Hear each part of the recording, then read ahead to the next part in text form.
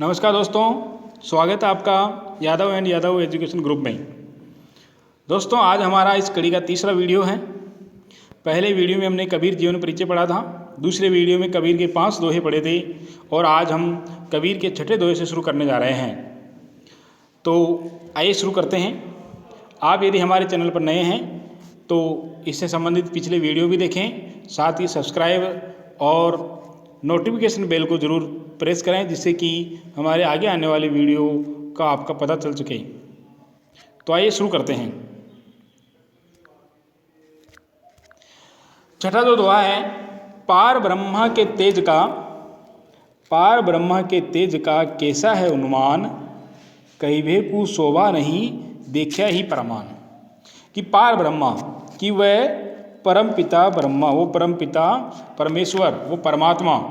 कबीर ने जहाँ भी देखे राम शब्द, हरि शब्द या पर ब्रह्म इनका प्रयोग किया है तो इनसे उनका मंतव्य ये था कि केवल और केवल परमात्मा जो सर्वत्र विराजमान है, सभी आत्माओं में उनका निवास है, उस परमात्मा के लिए इन्होंने राम, हरि, पर ब्रह्म शब्द का प्रयोग किया है। ये किसी भी भगवान को नहीं मानते थे, इसलिए ऐसा नहीं समझे कि जहाँ राम शब्द आया है या हरि शब्द आया है इन्होंने राम के लिए या हरि के लिए किया है। इन्होंने राम शब्द का और हरि शब्द का प्रयोग परमात्मा के लिए किया है।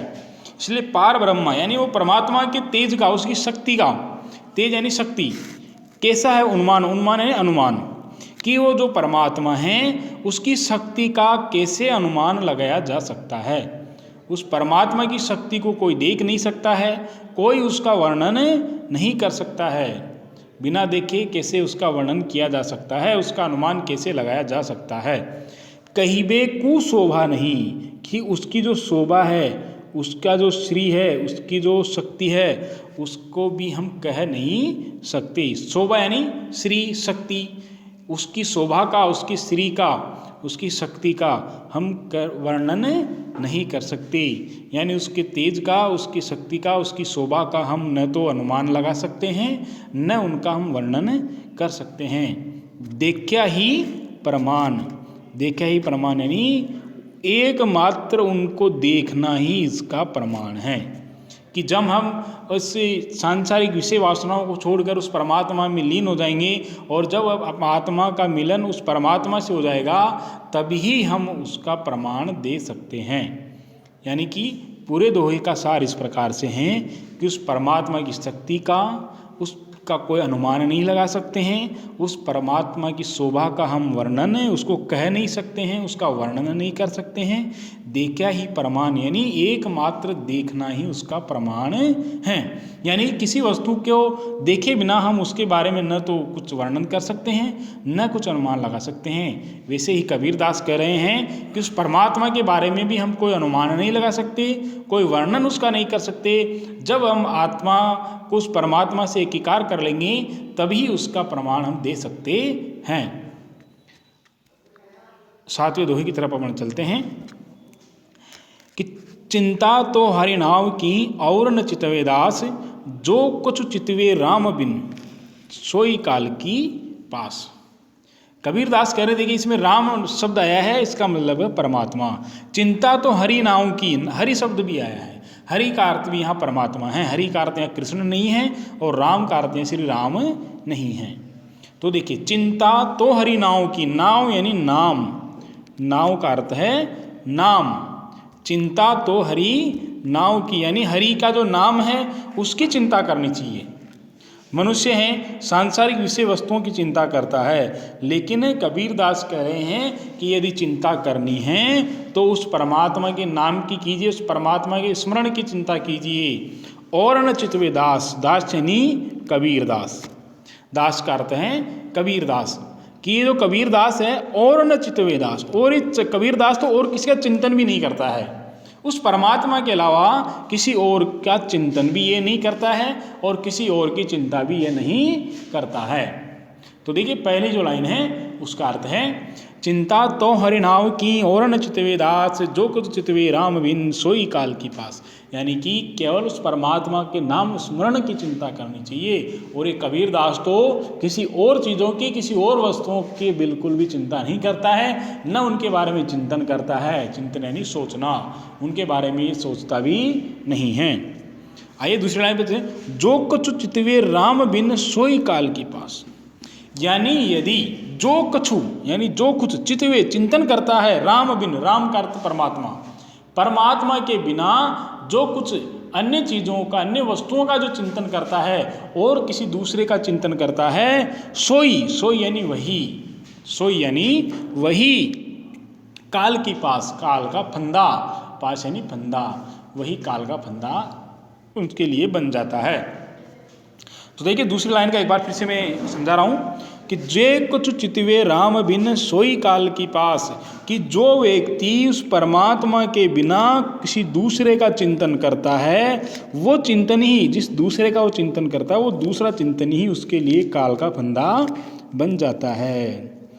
फिर से समझिए, देखिए यदि मान लीजिए कि कबीर के अनुसार आप किसी उस परमात्मा का चिंतन तो नहीं कर रहे हैं और सांसारिक विषय वासनाओं की चिंता कर रहे हैं, उनका स्मरण कर रहे हैं, तो वो सांसारिक विषय वासना ही आपके लिए काल का फंदा बन जाएगी। इसीलिए कबीर दास कहते हैं कि चिंता तो हरि नाम की, किस हरि नाम की, उस परमात्मा के नाम की चिंता करनी चाहिए। और न चितविदास और कबीरदास उस परमात्मा के अलावा किसी के चिंता नहीं करता है, न किसी के चिंतन करता है, यानी किसी के बारे में सोचता है। जो कुछ चितवे राम बिन सोई काल की पास, यानी जो इस कबीरदास करेंगे, जो कुछ चितवे राम बिन सोई काल की पास, की जो कुछ भी इस राम के अलावा, उस परमात्मा के अलावा किसी और का चिंतन करता है, वो चिंतन ही उसके लिए काल की पास बन जाता है। आइए 8वें दोहे की तरफ चलते हैं। नैना अंतर्यावतु नैन झांपी तो लेऊं, ना हो देखो और को ना तुझ देखा न देऊं।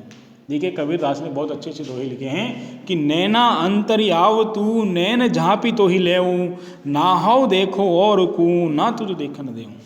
परमात्मा के लिए इन्होंने कहा है कि परमात्मा से कह रहे हैं कि हे परमात्मा, ये विरहणी आत्मा उस परमात्मा से कह रही हैं कि हे परमात्मा, नैना अंतरी आवतु, कि मेरे नैनों के अंदर तुम समा जाओ। उस परमात्मा से ये आत्मा कह रही है, कबीरदास की आत्मा कह रही हैं कि हे परमात्मा, नैना यानी नैन, आँख, अंतरी यानी अंदर, आओ यानी आ जाओ, तू यानी तुम, कि हे परमात्मा तुम मेरे नैनों के अंदर आकर समा जाओ। नैन झांपी तो ही लेऊं, और नैन यानी आँखें, झांपने यानी बंद कर लेना, तो ही यानी तुम्हें ले यानी लेंगी। और जैसे ही परमात्मा इन आँखों के अंदर समा जाएंगे तो कबीरदास कह रहे हैं कि मैं उन आँखों को बंद कर लूँगा। ये आत्मा उस परमात्मा से कह रही हैं कि ये आत्मा उस परमात्मा से कह रही है कि नैना अंतरी आओगी, तू मेरे नैनों में आकर बस जा। नैन झांपी तो ले, और जैसे तू मेरे नैनों में बस जाए, तो कवि कह रहे हैं कि जैसे आत्मा नैनों में बस जाएगी, परमात्मा नैनों में बस जाएंगे, तो वो आत्मा अपने नेत्र बंद कर कर उसमें उनको बंद कर लेंगे, यानी कहीं दूसरी जगह वो परमात्मा को जाना नहीं देना चाहती है। देखिए ये जो दोहा भी जो पढ़ रहे हैं, कहीं कहीं तो कबीर ऐसा वर्णन कर देते हैं कि आधुनिक कवि भी प्रेम वर्णन में निष्फल हो जाते हैं, कि जैसा जैसा वर्णन इन्होंने आत्मा परमात्मा के प्रेम का किया है, वैसा वर्णन तो आज के आधुनिक कवि भी अपना प्रेम वर्णन में नहीं कर सकते। कबीर ने आत्मा परमात्मा के प्रेम का बहुत अच्छा कई जगह वर्णन किया है, कि जब आत्मा और परमात्मा के इन्होंने मिलन का वर्णन भी कई जगह किया है, कि दुल्हनी गावे मंगलाचार, कि आज मंगल गाइए, हमारे यहाँ परमात्मा आने वाले हैं। ऐसा वर्णन इन्होंने किया है आत्मा परमात्मा के प्रेम का, कि आज के कवि भी उस तक, उनके कबीर तक नहीं पहुँच पाए हैं। तो देखिए कि नैना अंतरी आओ तू नैन झांपी तो ही लेऊं, कि ये आप परमात्मा तुम मेरे नैनों में आकर बस जाओ, और मैं इन नैनों को बंद कर लूँगी और तुम्हें किसी दूसरी जगह जाने नहीं दूंगी। ना हो देखो और को ना तुझ देखा न दूं, कि ना तो कोई दूसरा तुम्हें देख सकता है, कि जैसे ही आत्मा अपने आँख बंद कर लेंगी तो परमात्मा उन आँखों में बंद हो गए, तो कह रही हैं कि हे परमात्मा, ना हो देखूं और को, कि कोई और भी तुम्हें देख नहीं सकता, ना तुझ देखने दूँ, न तुम्हें किसी को देखने दूंगी। यानी दोनों तरफ से रास्ते बंद करना चाह रही हैं कि मैं जब तुम्हें नैनों में बंद कर लूँगी तो ना तो तुम्हें कोई दूसरा देख सकता है और ना तुम किसी दूसरे को देख सकते हो। देखिए कितना इन्होंने आत्मा परमात्मा का प्रगाढ़ प्रेम दर्शाया है। फिर से देखिए इस दोहे को बता रहा हूँ कि नैना अंतर्याव तू नैन झापितो लेऊ, ना हो देखूँ और को ना तुझ दर्शन देऊँ, कि नैनों के अंदर हे परमात्मा तुम मेरे नैनों में आकर बस जाओ। मैं जैसे ही तुम नैनों में आकर बसोगे, नैनों के जो द्वार है वो बंद कर लूँगी, ना तो कोई तुम्हें ना हो देखो और को, कि और कोई भी तुम्हें देख नहीं सकता है, ना तुझ देखने दूँ, न तुम किसी और को देख सकते हो, न तुम्हें किसी और को देखने दूंगी। देखिए कितना इन्होंने आत्मा परमात्मा के प्रेम का वर्णन किया है। आगे चलते हैं 9वां दोहा। 9वें दोहे में देखिए, बहुत दिनन की जोवती बाट तुम्हारी राम, जीव तरसे तुझ मिलन को मन नाही विश्राम। देखिए एक और इन्होंने बहुत अच्छा दोहा इधर आया है कि बहुत दिनन की जोवती बाट तुम्हारी राम। यहाँ जो राम शब्द आया है वो परमात्मा है, कि बहुत दिनन की ज्योति, जोना यानी इंतजार, जोना यानी इंतजार, बाट यानी राह है, राह देखना, बाट जोना यानी राह देखना। ठीक है, दो शब्द हैं बाट और ज्योति। बाट यानी राह, ज्योति यानी देखना, इंतजार करना।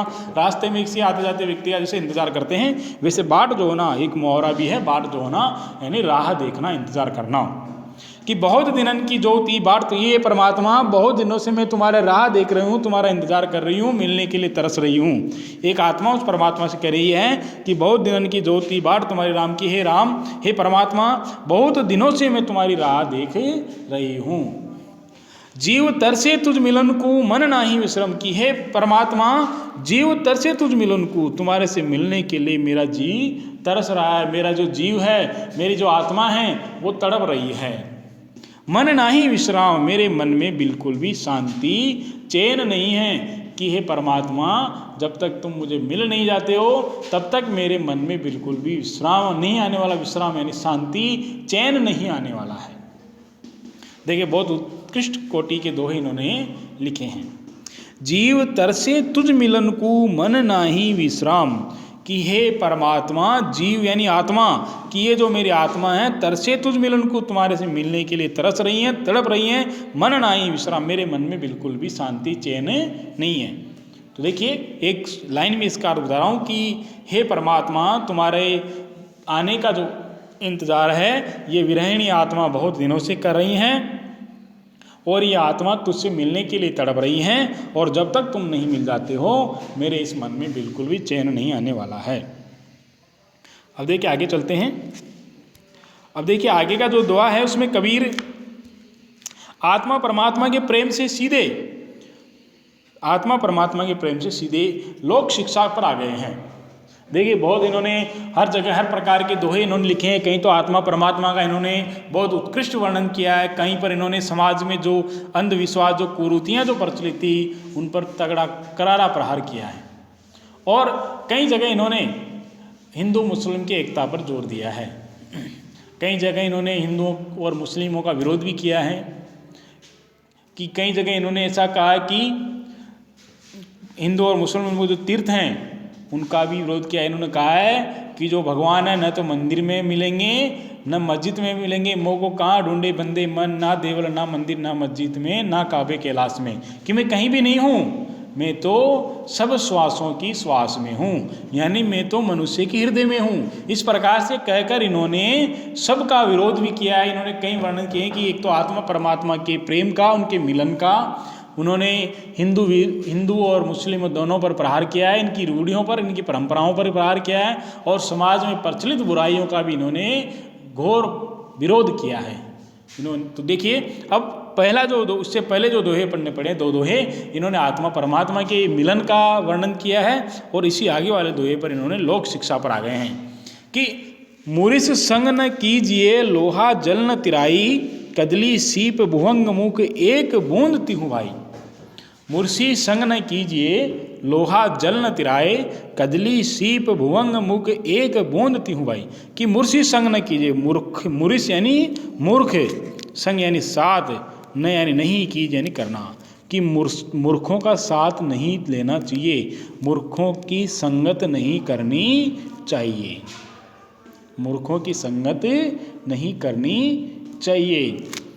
लोहा जल न तिराई, कि जैसे मान लो तुम लोहे पर बैठकर जल से तैरना चाहते हो, जल के पार जाना चाहते हो, तो कभी भी नहीं तैर सकते हो।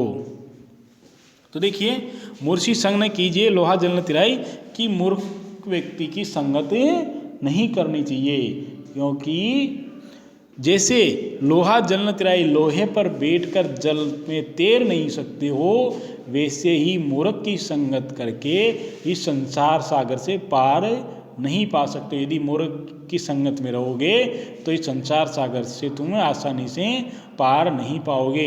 इस सांसारिक जीवन में बहुत दुख देखने पड़ेंगे। इसलिए यदि कोई भी यदि ऐसी संगत कर रहा है तो तुरंत उसको छोड़ देना चाहिए। मूर्खों की संगत बिल्कुल नहीं करनी चाहिए। कबीरदास ने कहा है कि मूर्खों की संगत नहीं करनी चाहिए। जिस प्रकार लोहे पर बैठकर नदी पार नहीं कर सकते, नदी में तैर नहीं सकते, वैसे ही मूर्खों की संगत में रहकर सांसारिक जीवन में तुम आगे नहीं बढ़ सकते हो। कदली सीप भुवंग मुख, कदली यानी केला, सीप यानी जो समुद्र में मिलता है वो सीप मोती, भुवंग यानी सांप, एक मुख एक बूंद थी वो, यानी एक नक्षत्र होता है स्वाति नक्षत्र। उस स्वाति नक्षत्र में जो बारिश की बूंदें पड़ती है, वो बारिश की बूंदें यदि कदली पर पड़ेगी, केले पर पड़ेगी, तो बारिश की बूंदें कपूर का रूप धारण कर लेती हैं, वो कपूर बन जाती हैं। और उसी स्वाति नक्षत्र की बूंद यदि सीप में पड़ेगी जो समुद्र में मौजूद होती है, उस पर पड़ेगी तो वो मोती बन जाएगी।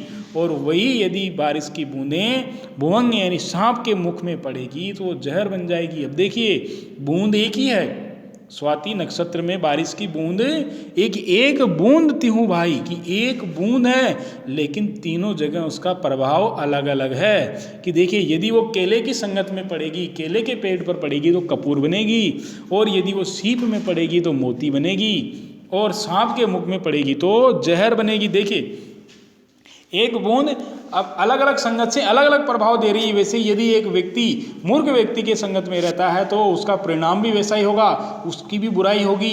और यदि एक मूर्ख व्यक्ति अच्छे व्यक्ति के संगत में आ जाता है तो फिर उसके अच्छे कर्मों का फल भी उसको मिलने लग जाता है। तो देखिए, एक ऐसा ही कबीर का भी है कि जैसी संगति बैठिए तैसो ही फल दीन, यानी जो व्यक्ति जैसी संगति में रहेगा उसको वो ऐसा ही फल देगा। इसलिए हमेशा संगति अच्छी रखिए, अच्छे लोगों की संगत में रहोगे तो अच्छा फल मिलेगा। तो देखिए, इस दोहे का एक लाइन में अर्थ बता रहा हूँ कि मूर्खों की संगत नहीं करनी चाहिए। जिस प्रकार लोहे पर बैठकर नदी पार नहीं कर सकते, उसी प्रकार मूर्खों की संगत से संसार में जीवन यापन नहीं कर सकते। दुखी दुख भोगने पड़ेंगे, बुराई बुराई देखनी पड़ेगी। कि एक इन्होंने फिर नीचे देखिए दृष्टांत अलंकार है कि एक दृष्टांत अलंकार होता है, उसका परिभाषा इस प्रकार से होती है कि कोई एक बात कहकर, देखिए ध्यान से सुनिए क्योंकि दृष्टांत अलंकार भी तुम्हारे सिलेबस में है, कि एक बात कहकर दूसरी बात पहली बात के समर्थन में कही जाए। यानी कोई एक बात कह दी है, उस बात को समझाने के लिए, उस बात को सही साबित करने के लिए दूसरी बात का सहारा लिया जाए। उदाहरण के तौर पर दूसरी बात कही जाए, यानी कोई एक सामान्य बात कहकर उसको समझाने के लिए कोई दूसरी विशेष बात उससे मिलती जुलती उदाहरण के तौर पर कही जाती है, वह दृष्टांत अलंकार होता है। यानी सीधी सी परिभाषा है कि पहली बात कहकर दूसरी बात पहली बात के समर्थन में या पहली बात को समझाने के लिए कही जाती है, वहाँ दृष्टांत अलंकार होता है। अर्थात इस प्रकार भी कह सकते हैं कि एक लोक प्रचलित बात कहकर एक विशेष बात उसको समझाने के लिए उदाहरण के तौर पर कही जाती है, वहाँ दृष्टांत अलंकार होता है। तो देखिए कि मूर्खों की संगत नहीं करनी चाहिए। जिस प्रकार लोहा जल में नहीं तैरा सकता है, उसी प्रकार मूर्खों के साथ भी जीवन यापन नहीं किया जा सकता है। कदली सीप भुवंग मुख, एक बूंद की, जिस प्रकार बूंद तो एक ही है, लेकिन यदि वो केले पर पड़ेगी तो कपूर बनेगी, सीप में पड़ेगी तो मोती बनेगी, और सांप के मुख में पड़ेगी तो जहर बनेगी। यानी एक बूंद अपनी संगत से, अलग अलग संगत से वो अलग अलग प्रभाव दे रही है, इसलिए जैसी संगत में मनुष्य बैठेगा वैसा ही फल वो देगा। चलिए आगे 11वें पे चलते हैं। यहूँ ऐसा संसार है जैसा सेवल फूल, दिन दस के व्यवहार को झूठे रंग न भूली। देखिए अब यहाँ संसार की इन्होंने वर्णन कर दिया है। यहाँ पर देखिए यहूँ ऐसा संसार है जैसा सेवल, एक सेवल का फूल होता है जो थोड़े दिन के लिए खिलता है और वापस वैसे का वैसा मुरझाकर वो ठूंठ का ठूंठ बन जाता है। तो देखिए संसार की नश्वरता का इन्होंने यहाँ पर वर्णन किया है कि यह ऐसा संसार है कि ये संसार एक सेवल के फूल के लिए जैसा है, थोड़े दिन अपना रस रंग बताता है और फिर उस बेरंग हो जाता है। क्षण भंगुरता का वर्णन इन्होंने किया है। तो देखिए कि जैसे मान लीजिए कि सेवल का फूल का उदाहरण इन्होंने इसलिए दिया है कि जो झूठा जो व्यवहार है, दिखावे का जो व्यवहार है, उसमें मनुष्य को नहीं पड़ना चाहिए। कि यह ऐसा संसार है जैसा सेवल फूल, दिन दस के व्यवहार को झूठे रंग न भूली।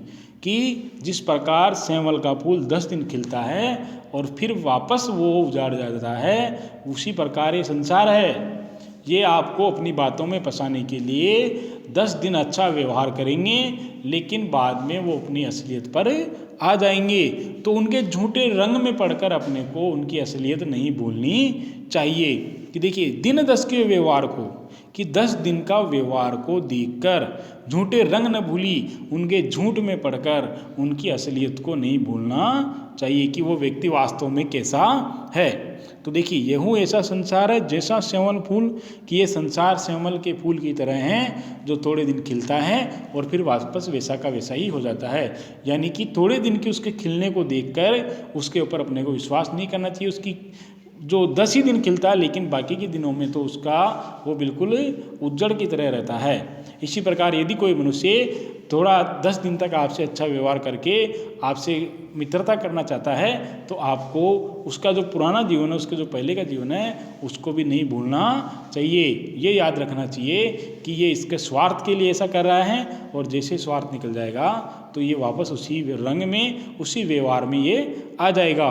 कि दिन दस के व्यवहार को, झूठे रंग 10 दिन के व्यवहार को देखकर उसके रंग में, उसके झूठे रंग में अपने को नहीं फंसना चाहिए और उसके पुराने व्यवहार को नहीं भूलना चाहिए।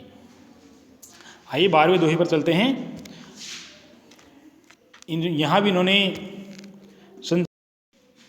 इन्होंने संसार की नश्वरता का वर्णन किया है। कि देखिए मासी गुड़ में गड़ी रही, पंच रही लपटाई, ताली पीटे श्री धुने, मीठी बोई माई। कि मक्खी, एक मक्खी के वर्णन के माध्यम से, एक मक्खी के माध्यम से इन्होंने हमें बहुत बड़ी शिक्षा देने की कोशिश की है।